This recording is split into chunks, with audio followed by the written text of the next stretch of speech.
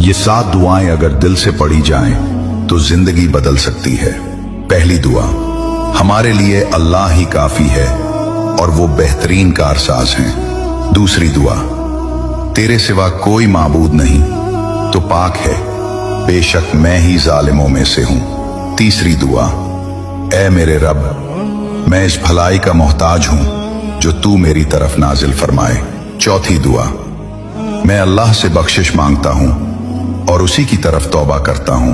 पांचवी दुआ, ऐ मेरे रब मुझे बख्श दे और मुझ पर रहम फरमा, बेशक तू बहुत ज्यादा तौबा कबूल करने वाला, निहायत बख्शने वाला है।